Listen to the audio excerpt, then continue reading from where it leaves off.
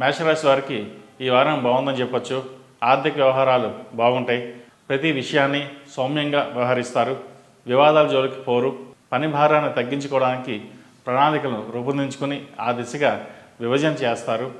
దానివల్ల మంచి ఫలితాలు సంప్రాప్తిస్తాయి. దీర్ఘకాలిక ఆలోచనల కన్నా వెనువెంటనే తీసుకునే నిర్ణయాల వలన లాభపడతారు.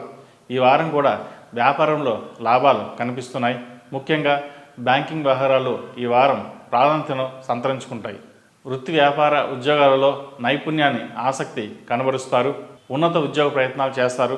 చిన్నపాటి అవాంతాలు వచ్చినా లెక్క చేయకుండా పని పూర్తి చేయగలుగుతారు.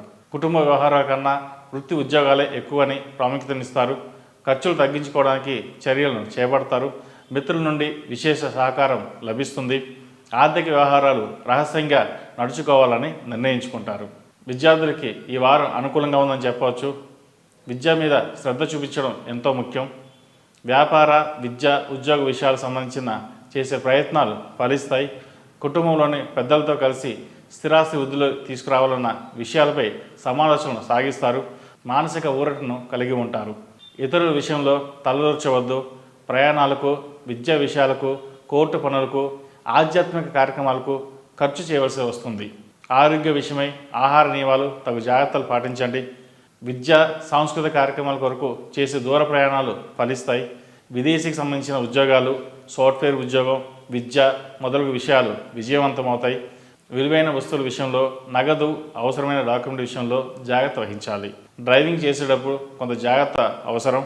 కొన్ని పనులు ప్రాముఖ్యతను దృష్టిలో ఉంచుకుని నిర్వహించండి. అనవసరమైన పలకరింపులు, చర్చలు వంటివి మీ పనులకు కొంత ఆటంకాన్ని కలిగించవచ్చు. మొత్తం మీద ఈ రాశి వారికి బాగుందని చెప్పవచ్చు. ఆరోగ్యం పట్ల శ్రద్ధ తీసుకోండి. ఈ రాశివారు కాలభైరవ అష్టకం అలాగే కాలభైరవ రూపు ధరించడం చెప్పదగిన సూచన. ఈ రాశిలో జన్మించిన వారికి కలిసి వచ్చే సంఖ్య నంబర్ 5, కలిసి వచ్చే దిక్కు తూర్పు, కలిసి వచ్చే రంగు తెలుపు. తదుపరి వృషభ రాశి.